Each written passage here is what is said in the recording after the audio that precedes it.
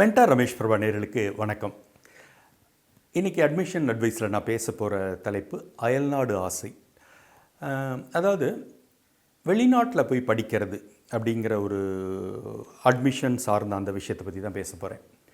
ஒரு காலத்தில் பார்த்திங்கனாக்க போஸ்ட் கிராஜுவேட்டுக்கு போகிறது, அது குறிப்பாக பார்த்திங்கனாக்கா என்ஜினியரிங்கில் அமெரிக்காவுக்கு போவாங்க, எம்எஸ் படிக்க போகிறேன் அப்படின்னு சொல்லிட்டு போவாங்க, யூகேக்கு கொஞ்சம் பேர் போவாங்க, மெடிசனில் கொஞ்சம் பேர் போவாங்க. இந்த மாதிரி தான் ஒரு பேட்டர்ன் இருந்துட்டு. ஒரு சிலர் எம்பிஏவுக்காக போவாங்க. இன்றைக்கி பார்த்திங்கன்னா அண்டர் கிராஜுவேட்னு சொல்லப்படுற பட்டப்படிப்புக்கே அயல்நாட்டுக்கு போகிற பேட்டர்ன் அப்படிங்கிறது சர்வசாதாரணமாக ஆயிடுச்சு. இதை பற்றின ஒரு தெளிவு நமக்கு தேவை. என்ன அப்படின்னு கேட்டிங்கன்னா, ஒரு லார்ஜஸ்ட் சங்க் இன்றைக்கி எதுக்கு போகிறாங்கனாக்க எம்பிபிஎஸ்க்கு போகிறாங்க. அதாவது இந்த நீட் காரணமாக நம்ம ஊரில் எம்பிபிஎஸ்க்கான வாய்ப்புகள் குறைவாக இருக்கிறதால ரஷ்யா, உக்ரைன், பிலிப்பைன்ஸு இது மாதிரியான கண்ட்ரிகளுக்கு போயிட்டு சைனா உள்பட எம்பிபிஎஸ்க்கு போகிறாங்க. ஸோ இது ஒரு பேட்டர்ன். இது நான் தப்புன்னு சொல்ல மாட்டேன். ஏன்னா காசு நம்ம செலவில் கம்பேர் பண்ணும்போது அந்த நாட்டில் போய் பண்ண போகிற செலவுகள் அப்படிங்கிறது ரொம்ப குறைவு. இப்போ உக்ரைன் நடந்த பிரச்சனை மாதிரி வருதுங்கிறது என்றைக்கும் ஒரு விஷயம். அதை ஒரு பொதுப்படுத்தி நம்ம ஐயோ அங்கெல்லாம் போகக்கூடாது நம்ம சொல்லக்கூடாது. ஸோ பட் அங்கே எங்கே கவனமாக இருக்கணும்னா, இன்றைக்கி இந்த அயல்நாட்டு மருத்துவத்தை பொறுத்தவரையிலும் வெளிநாட்டில் படிச்சுட்டு இங்கே வந்தால் கூட திரும்ப நம்மளுடைய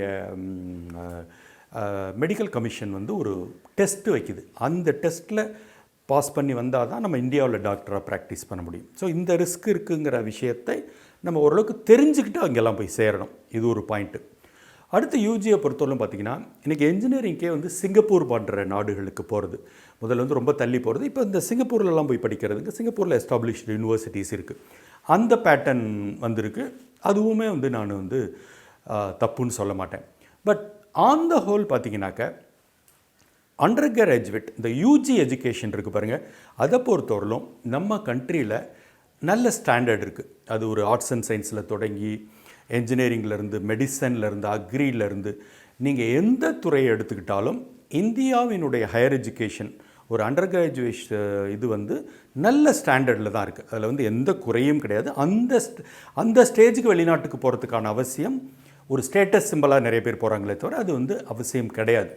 போஸ்ட் கிராஜுவேட்டை பொறுத்தவரையிலும் டெஃபினட்டாக நம்ம ஊரில் நல்ல ஹையர் ஸ்டடீஸ் இருக்குது. பட் அதை தாண்டி சில ஸ்பெசிஃபிக் டிசிப்ளின் இல்லை, இதில் நான் போய் கான்சன்ட்ரேட் பண்ண விரும்புகிறேன், இதில் பண்ணுறேங்கும் போது அயல் நாடுகளுக்கு போகிறதுல தப்பு இல்லை. ஏன்னாக்க பல பேர் அந்த அயல்நாடுக்கு போகிற போஸ்ட் கிராஜுவேட் வேலை வாய்ப்புக்கான ஒரு முயற்சியாக எடுத்துக்கிறாங்க. இப்போ ஜெர்மனில் போய் ஒரு போஸ்ட் கிராஜுவேட் பண்ணிவிட்டு அங்கேயே டக்குன்னு ஒரு இண்டஸ்ட்ரியில் வேலைக்கு சேர்ந்துடுறாங்க.